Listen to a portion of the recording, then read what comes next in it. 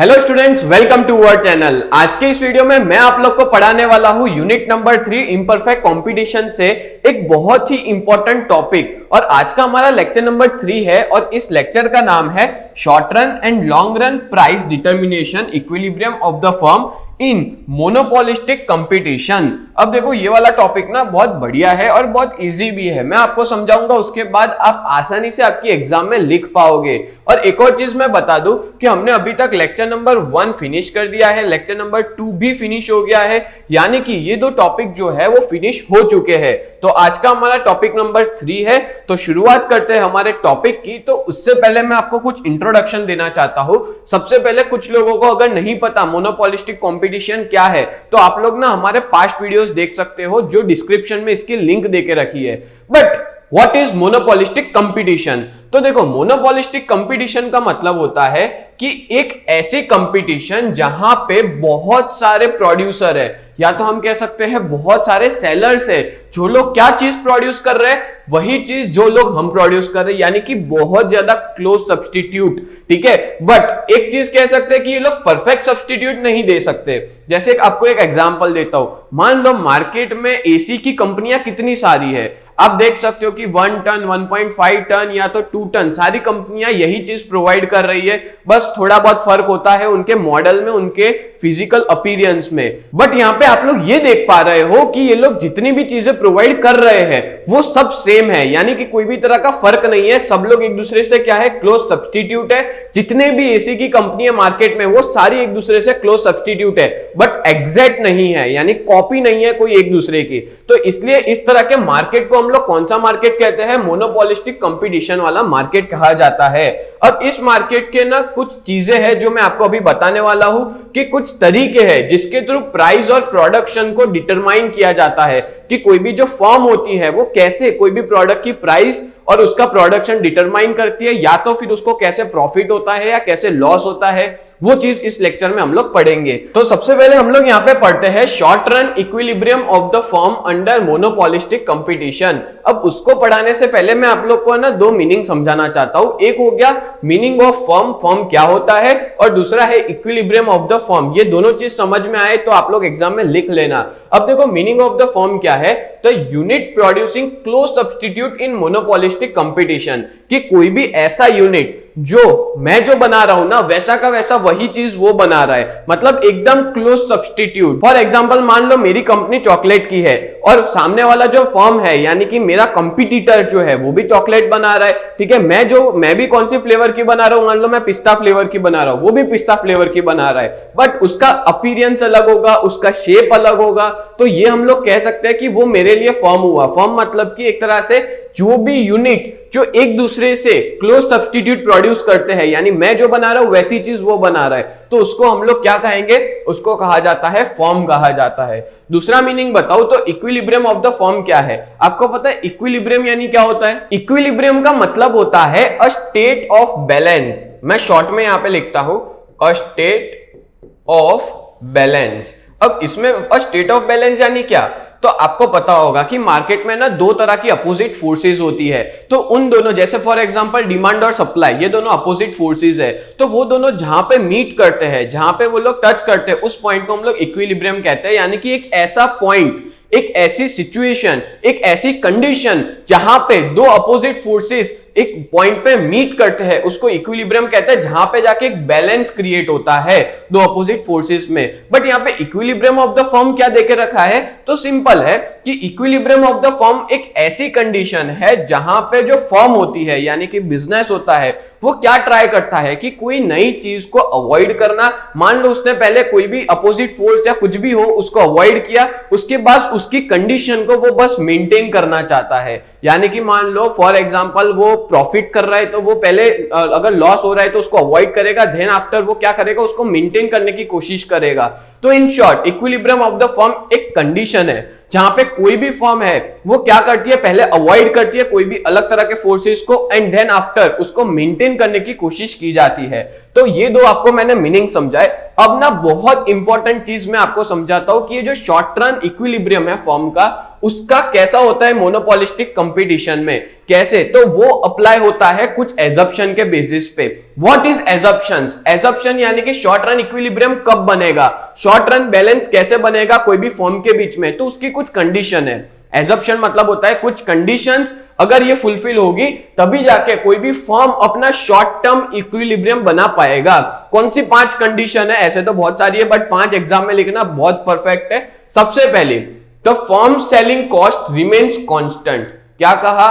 Firm की selling cost same रहनी चाहिए, उसमें कोई तरह का बदलाव देखने को नहीं मिलना चाहिए। दूसरा, the quality of the product does not change, और जो क्वालिटी है प्रोडक्ट की वो भी एज इट इज रहनी चाहिए, उसमें भी कोई बदलाव नहीं होना चाहिए। ठीक है, चलो आगे बात करें हम लोग। तो नेक्स्ट है when the firm frame it's price policy.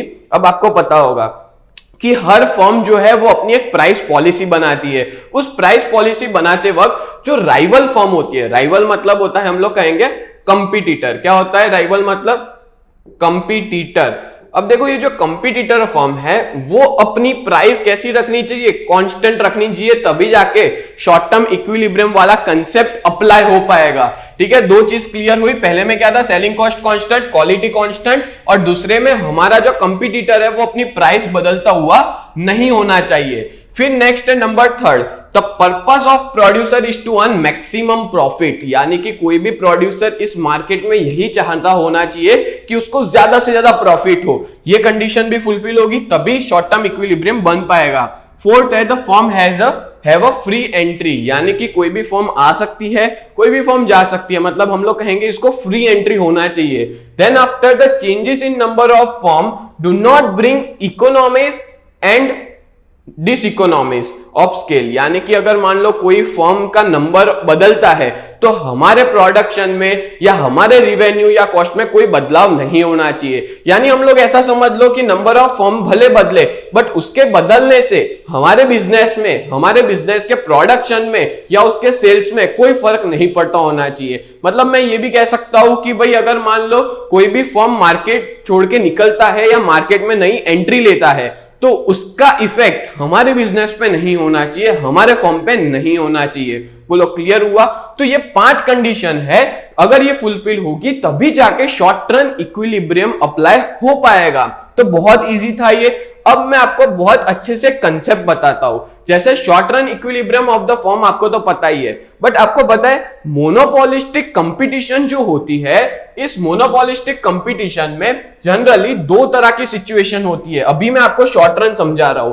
ठीक है, जनरली 2 सिचुएशन होती है, एक शॉर्ट रन और एक लॉन्ग रन। यानी कि कोई भी फर्म या तो शॉर्ट रन में अपना प्रॉफिट कर रही है या तो लॉन्ग रन में। पता है आपको शॉर्ट रन के अंदर दो कंडीशन हो सकती है, या तो वो फर्म एक्स्ट्रा नॉर्मल प्रॉफिट करे यानी अंधाधुंध पैसा छापे, या तो दूसरा पॉइंट हो सकता है एबनॉर्मल लॉस। एबनॉर्मल लॉस मतलब कि उसका बहुत जबरदस्त लॉस हो गया, या तो बहुत जबरदस्त प्रॉफिट होगा या तो बहुत जबरदस्त लॉस होगा। कौन सी सिचुएशन में? शॉर्ट रन के अंदर यानी कम समय के अंदर। और दूसरा होता है लॉन्ग रन। तो लॉन्ग रन में क्या होता है कि कोई भी फर्म नॉर्मल प्रॉफिट अर्न करती है, और ऊपर वाली जगह पे भी यही देके रखा है कि शॉर्ट रन में कोई भी फर्म या तो एक्स्ट्रा नॉर्मल प्रॉफिट करेगी या तो एबनॉर्मल लॉस करेगी, और लॉन्ग रन के अंदर हर फर्म क्या करती है?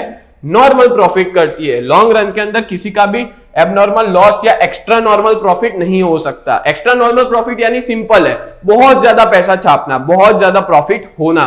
बोलो क्लियर हुआ? तो ये 2 पॉसिबिलिटीज हो सकती है और इसके through equilibrium of the firm create होता है। करंटली हम लोग क्या पढ़ रहे हैं? मैं आपको पढ़ा रहा हूं शॉर्ट रन। अब इस पूरे वीडियो के अंदर हम शॉर्ट रन और लॉन्ग रन ही पढ़ेंगे, और उसमें शॉर्ट रन के अंदर पहले मैं 2 कंडीशन समझाऊंगा, देन आफ्टर लॉन्ग रन के अंदर नॉर्मल प्रॉफिट वाली कंडीशन समझाऊंगा विथ डायग्राम। तो ये वीडियो पूरा आखिरी तक आप लोग जरूर देखना। तो शुरुआत करते हैं हम लोग शॉर्ट रन से। तो शॉर्ट रन के अंदर सबसे पहली पॉसिबिलिटी क्या थी कि इक्विलिब्रियम क्रिएट हो रहा है, बट कौन से पे? एक्स्ट्रा नॉर्मल प्रॉफिट पे।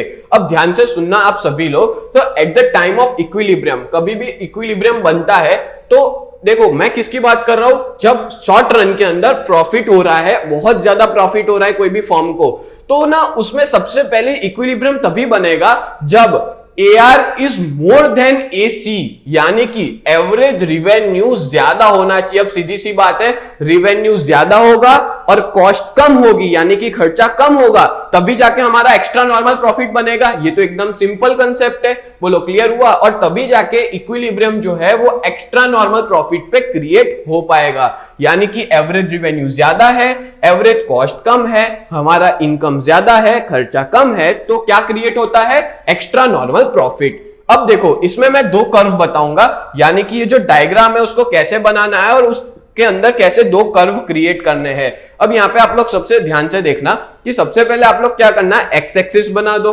वाई एक्सिस बना दो। एक्स एक्सिस पे आउटपुट है, वाई एक्सिस पे रिवेन्यू और कॉस्ट है, ठीक है। अब ना यहाँ पे हम लोग बनाएंगे average revenue curve.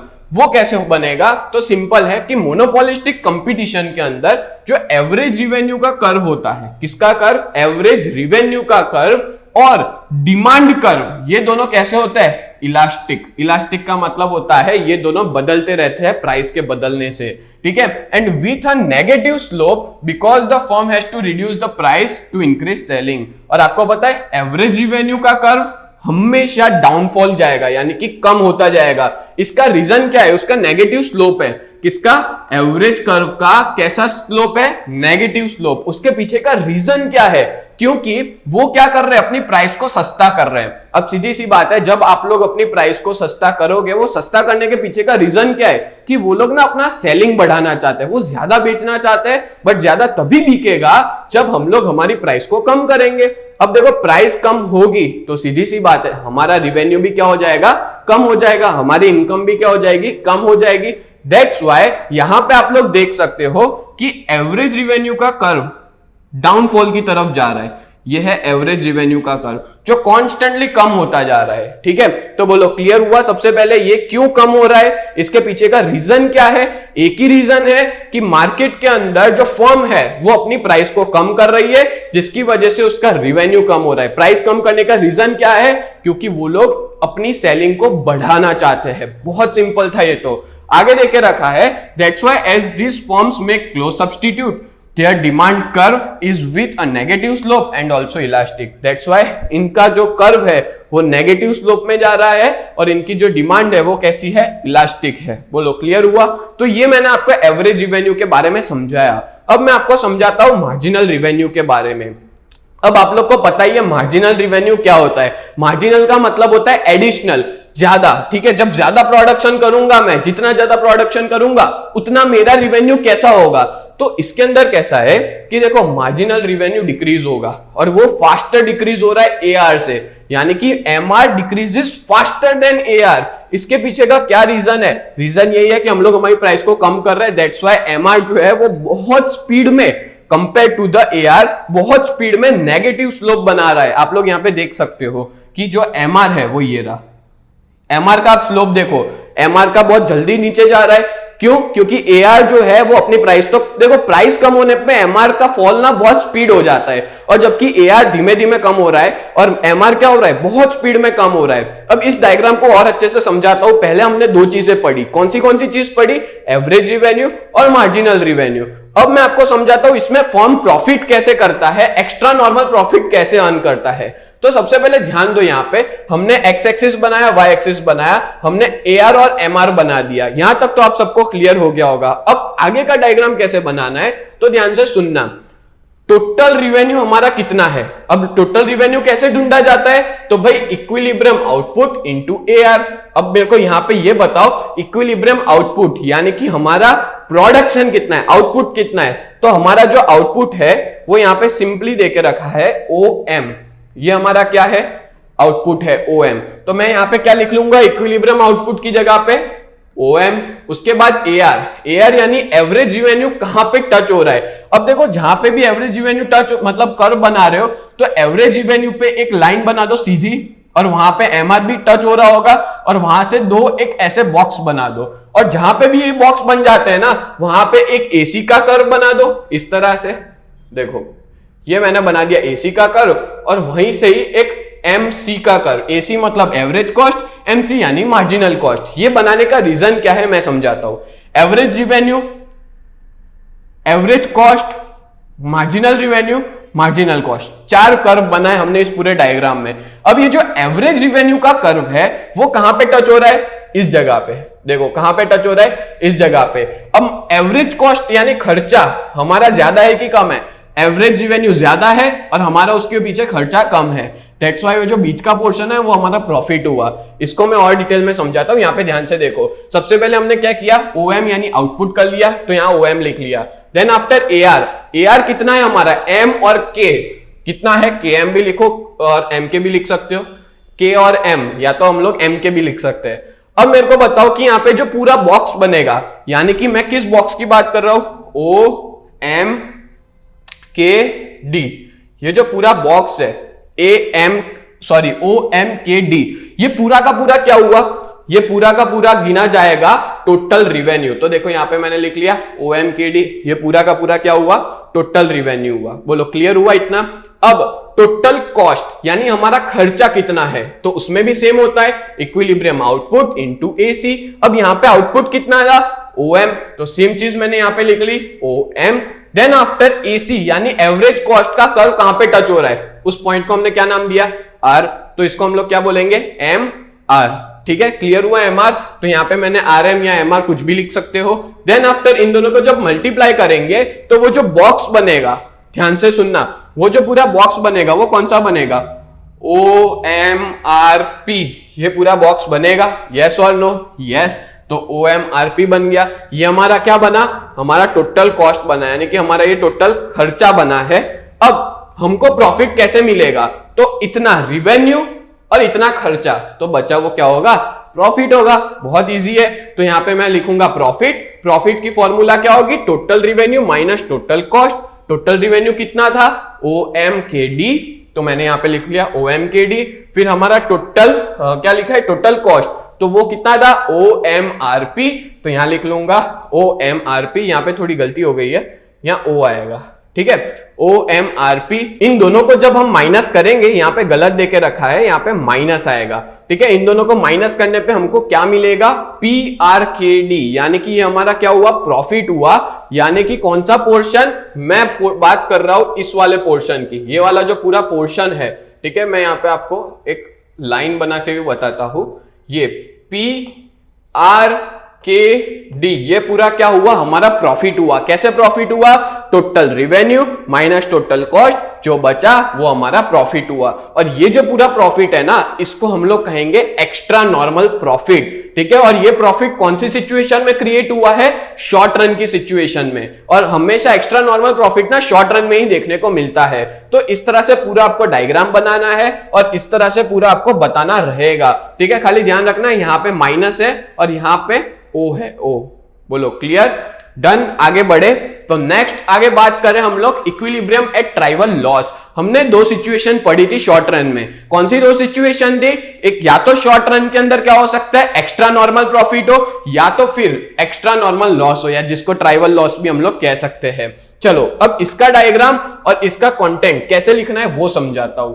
Generally extra normal loss या ट्राइवल लॉस में क्या होता है कि जो फर्म का एसी होता है, ध्यान से सुनना, कॉस्ट, एवरेज कॉस्ट, एसी जो होता है वो ज्यादा होता है किससे, एवरेज रिवेन्यू से। यानी कि मैं ऐसा कहूंगा मेरा खर्चा ज्यादा है और रिवेन्यू कम है, सीधी सी बात, खर्चा ज्यादा इनकम कम, तो क्या होगा, लॉस होगा कि नहीं। तो इसी जगह पे वो कोई भी बिजनेस होगा वो शॉर्ट टर्म के अंदर कंटिन्यूअस लॉस करता जाएगा, कंटिन्यूअस लॉस करता जाएगा, क्योंकि उसका खर्चा ज्यादा हो रहा है और उसका रिवेन्यू कम हो गया है। अब इसको मैं और डिटेल में समझाता हूं, बट उससे पहले आपको एक नॉर्मल चीज बताता हूं। यहां पे जो देके रखी है, आपको पता है कोई भी फर्म लॉस कब तक करेगा, यानी कोई भी फर्म लॉस कब तक बियर करेगा, कब तक वो अपना प्रोडक्शन कंटिन्यू रखेगा, तब तक जब तक कि उसकी जो वेरिएबल कॉस्ट है, वेरिएबल कॉस्ट यानी एक ऐसा खर्चा जो बदलता रहता है, ठीक है। प्रोडक्शन बढ़ने पे वो खर्चा बढ़ता है, प्रोडक्शन कम करने पे वो खर्चा कम होता है, उसको वेरिएबल कॉस्ट कहते हैं। और ऑलरेडी मैंने मेरे कुछ वीडियोस में बता के रखा है वेरिएबल कॉस्ट क्या है। तो इन शॉर्ट वेरिएबल कॉस्ट जब तक है,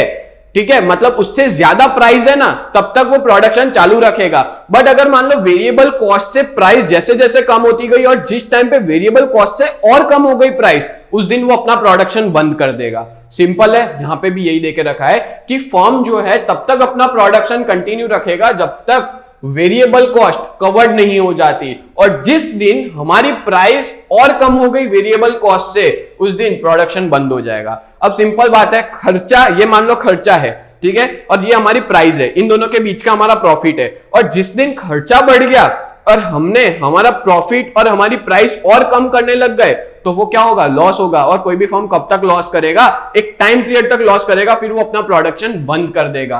बोलो क्लियर हुआ ये कंटेंट। अब मैं आपको ये समझाता हूं कि कोई भी फर्म कैसे लॉस करती है और कैसे इक्विलिब्रियम आउटपुट क्रिएट होता है।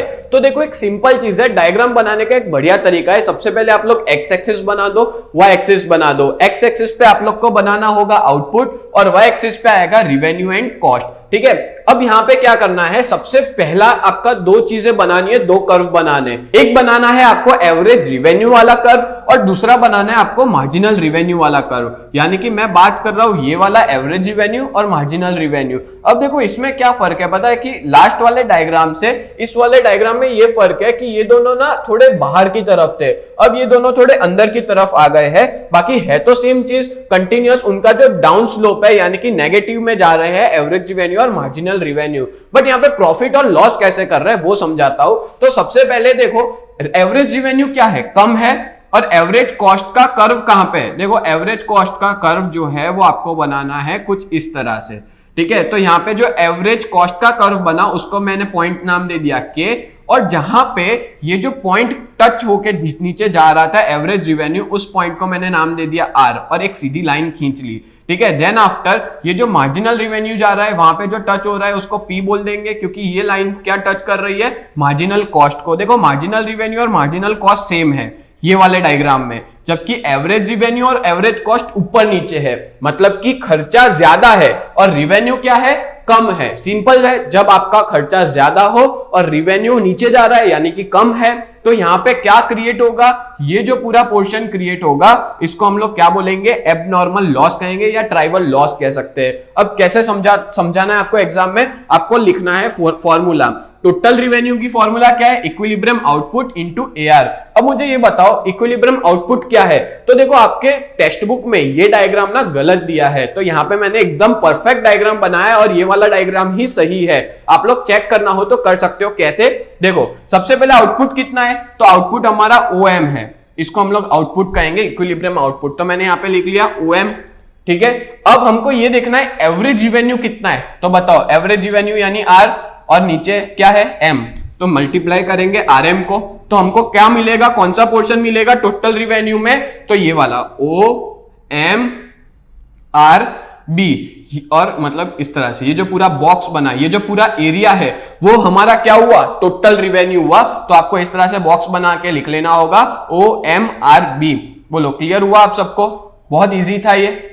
चलो अब मैं आपको समझाता हूं कि कैसे आपको टोटल कॉस्ट ढूंढना है।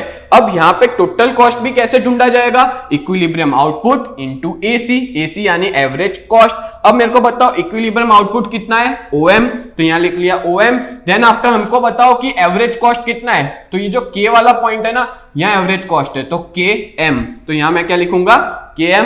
तो ये जो पूरा बॉक्स बनेगा वो कौन सा बनेगा, OMKA। ये पूरा जो बना वो क्या बना, मेरा टोटल कॉस्ट बना, तो लिख लिया OMKA, यानी कि ये पूरा जो पोर्शन है वो OMKA है, यानी हमारा खर्चा है। बोलो क्लियर।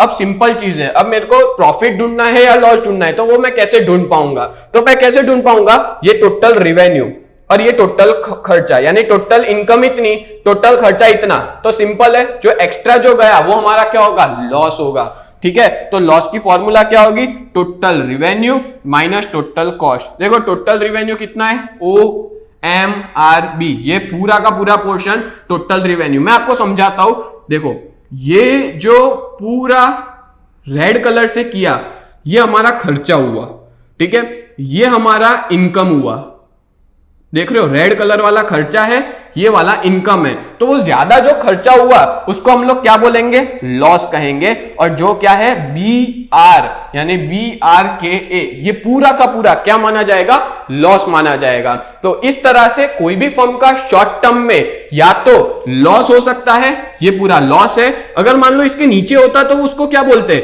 अगर इतना होता तो उसको प्रॉफिट बोला जाता, बट अगर ऊपर की साइड है तो उसको हम लोग क्या कहेंगे, लॉस कहेंगे। बोलो क्लियर हो गया। तो आपको पूरा डायग्राम इस तरह से प्रिपेयर करना होगा। होगा। यानी मेनली यहाँ पे काम किसका है, एवरेज रिवेन्यू का और एवरेज कॉस्ट। इन दोनों के बेसिस पे हमको ये पता चल जाता है कि कोई भी फर्म एक्स्ट्रा नॉर्मल प्रॉफिट कर रहा है या तो फिर ट्राइवल लॉस कर रहा है। बोलो क्लियर? तो ये हमने कंसेप्ट पढ़ लिया। नेक्स्ट आगे बढ़ते हैं, तो वो है long run equilibrium of the firm under monopolistic competition. देखो शॉर्ट रन में अभी हमने पढ़ा कि शॉर्ट रन के अंदर कैसा होता है कि जो मोनोपोलिस्टिक फर्म होती है उसको एक्स्ट्रा नॉर्मल प्रॉफिट हो सकता है।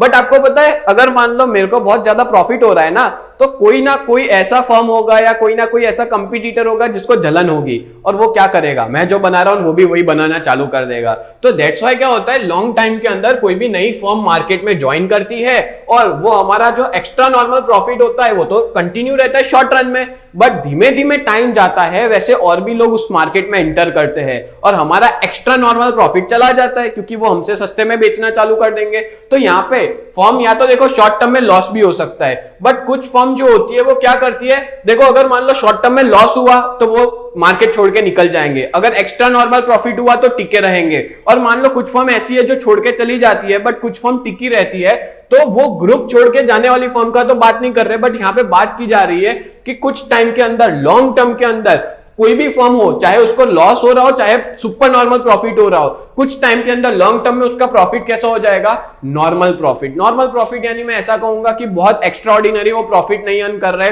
कॉस्ट और रिवेन्यू ऑलमोस्ट सेम रहते हैं नॉर्मल प्रॉफिट के अंदर, यानी कि हमारा खर्चा और हमारे इनकम ऑलमोस्ट सेम रहते हैं किसमें, नॉर्मल प्रॉफिट में। और ये नॉर्मल प्रॉफिट वाली सिचुएशन कब आती है, वो आती है लॉन्ग रन इक्विलिब्रियम के अंदर, ठीक है, लंबे समय के अंदर। अब यहाँ पे ना मैंने बहुत गंदा लग रहा है ना देखने में, इतना सब लिख लिया सर, कैसे समझ में आएगा, इतना सब कैसे याद रखेंगे, ठीक है। तो बहुत सिंपल है, मैं आपको ना ये जो देखो आपने जो यहाँ पे दिख रहा होगा उस सबका आप स्क्रीनशॉट ले लो, ठीक है। यही चीज मैंने बहुत इजी लैंग्वेज में समझाई है।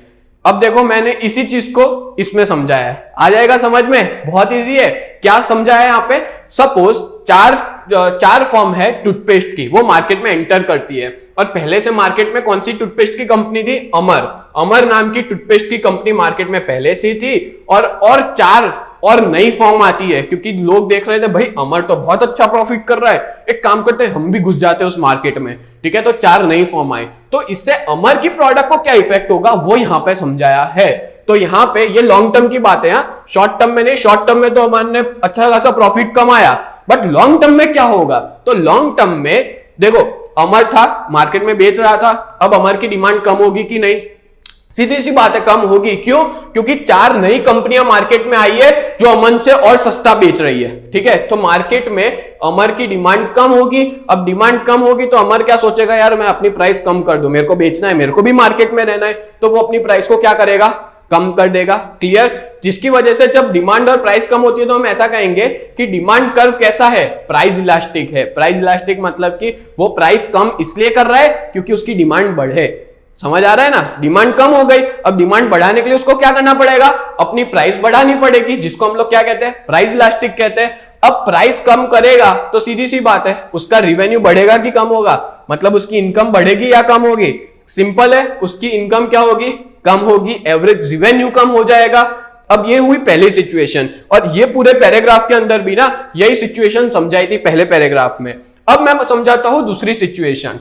अब क्या हुआ, डिमांड कम हुई, यानी कि उस प्रोडक्ट की डिमांड कम हुई, और डिमांड कम होगी तो उसको अपना क्या बढ़ाना पड़ेगा, उसका खर्चा बढ़ता जाएगा, मतलब कि एवरेज कॉस्ट, उसका खर्चा बढ़ रहा है क्योंकि उसका एवरेज रेवेन्यू कम हो रहा है, उसका खर्चा बढ़ रहा है क्योंकि मार्केट में उसकी डिमांड ही नहीं है। अगर प्रोडक्ट बिकेगी तो रेवेन्यू होगा ना, अगर मार्केट में प्रोडक्ट बिकी नहीं तो क्या होगा, खर्चा बढ़ता जाएगा। और दैट्स व्हाई हम ऐसा कहेंगे कि एवरेज कॉस्ट कर्व बढ़ेगा, एवरेज रेवेन्यू का कर्व कम हो रहा है, यहां पे मैं लिख सकता हूं उसका कर्व जो है वो कम हो रहा है, और एवरेज कॉस्ट का कर्व क्या हो रहा है, बढ़ रहा है। तो यहां पे भी पूरे सेकंड पैराग्राफ में वही देके रखा है।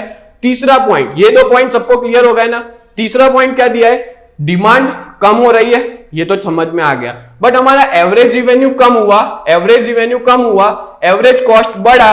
अब सिंपल बात है कि धीमे धीमे हमारा रेवेन्यू कम हो रहा है, कॉस्ट बढ़ रहा है, तो कोई भी फर्म का एक्स्ट्रा नॉर्मल प्रॉफिट डिसअपियर हो जाएगा। मतलब वो ज्यादा प्रॉफिट कर रहा था ना, वो हट जाएगा अमर का, अब वो मार्केट में सिर्फ नॉर्मल प्रॉफिट करेगा, यानी कि वो बहुत ज्यादा पैसा मार्केट से प्रॉफिट नहीं अर्न कर पाएगा, बिकॉज सामने 4 फर्म आ चुकी है जिन्होंने प्राइस कम कर दी है, और दैट्स व्हाई इसका प्रॉफिट कैसा हो गया, नॉर्मल प्रॉफिट हो गया। बोलो, सिंपल लैंग्वेज में समझाया है आपको। अगर ये करके जाओगे ना तो एग्जाम में अच्छे से लिख के आ जाओगे और ये कभी भूल भी नहीं पाओगे ये वाला कंसेप्ट, ठीक है। और यहाँ पे जो थर्ड पॉइंट है वही, जो पूरा थर्ड पॉइंट है वही ये देके रखा है।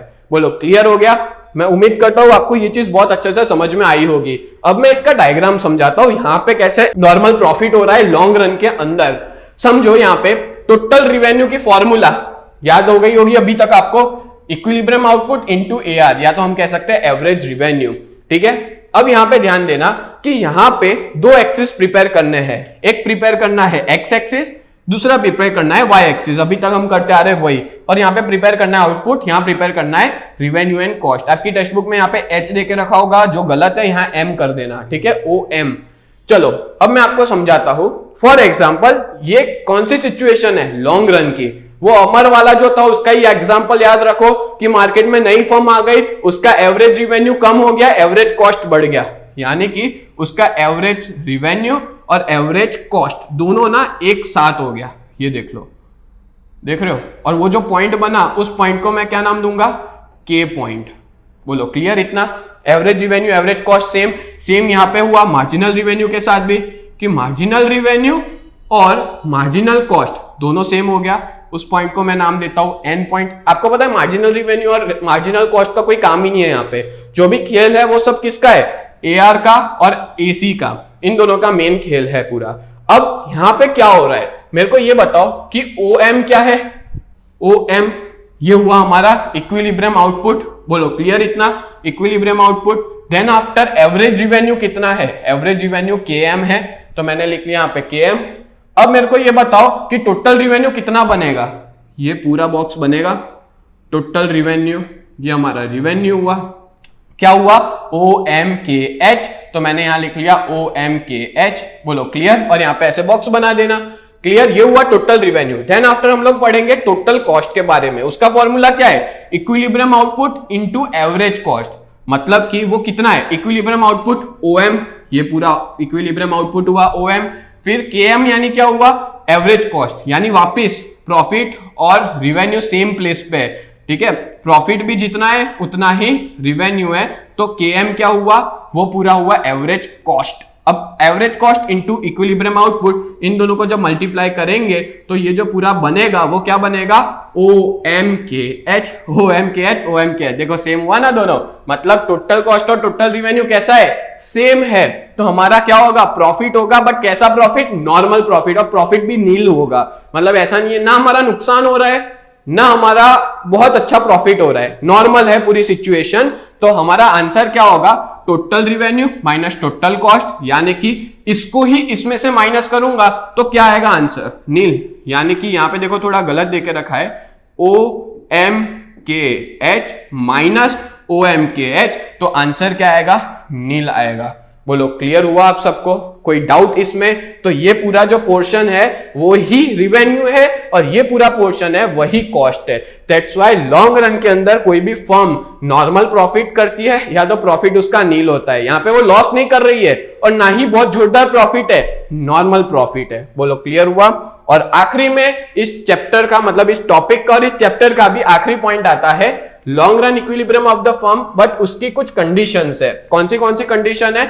आपने देखा सारे के सारे डायग्राम में मार्जिनल रिवेन्यू और मतलब खास करके इसके डायग्राम में लॉन्ग रन के, कि मार्जिनल रिवेन्यू और मार्जिनल कॉस्ट सेम थे, यस और नो? यस, तो ये कंडीशन फुलफिल हो गई।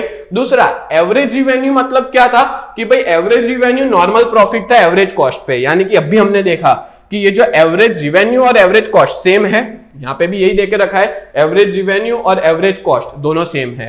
तीसरा, प्राइस मोर देन एमसी, यानी कि एआर ज्यादा होना चाहिए एमसी से, क्या AR ज्यादा है MC से? यहाँ पे देख लो आप लोग, AR जो है वो ज्यादा है, MC जो है वो कम है। MC इस पॉइंट पे है, यहाँ पे देखो ये वाला पॉइंट, और AR इस पॉइंट पे है, तो AR ज्यादा है और MC क्या है? कम है। बोलो क्लियर हुआ? और आखिरी वाला पॉइंट, तो ये कंडीशंस है कि प्राइस ज्यादा होनी चाहिए, प्राइस और AR सेम होता है, इसलिए प्राइस की जगह इन लोग ने AR लिखा है। AR ज्यादा है, MC कम है। अब last point, AC is not minimum, यानी कि यहाँ पे जो AC दिया था वो मिनिमम नहीं होना चाहिए। मिनिमम मतलब कि वो मतलब इससे कम भी नहीं होना चाहिए, इससे ज्यादा भी नहीं होना चाहिए। दैट्स व्हाई यहाँ पे ऐसा देखे रखा है कि AC इज नॉट मिनिमम। तो ये 4 पॉइंट भी आप लोग लिख लेना। आपको अगर ये आंसर पूरा कर लेते हो तो पूरे में से पूरे मार्क्स मिलेंगे, आपका कोई एक मार्क नहीं काट सकता, ये मेरी गारंटी है आपको। ठीक है, तो उम्मीद करता हूं ये पूरा कंसेप्ट समझ में आया होगा, जिसमें हमने पूरे लेक्चर में यही पढ़ा कि 2 सिचुएशन होती है, शॉर्ट रन और लॉन्ग रन। शॉर्ट रन में भी 2 चीज होती है, या तो एक्स्ट्रा नॉर्मल प्रॉफिट होता है या ट्राइवल लॉस हो सकता है, और लॉन्ग रन के अंदर नॉर्मल प्रॉफिट होता है या प्रॉफिट इज इक्वल टू नील। बोलो क्लियर हो गया? तो उम्मीद करता हूं दोस्तों आपको ये पूरा वीडियो बहुत अच्छे से समझ में आया होगा। अब मेरी इतनी मेहनत के लिए आप लोग हमको सब्सक्राइब तो कर ही सकते हो। तो अब मिलते हैं नेक्स्ट वीडियो में, तब तक के लिए bye and thank you so much and best of luck for your exams.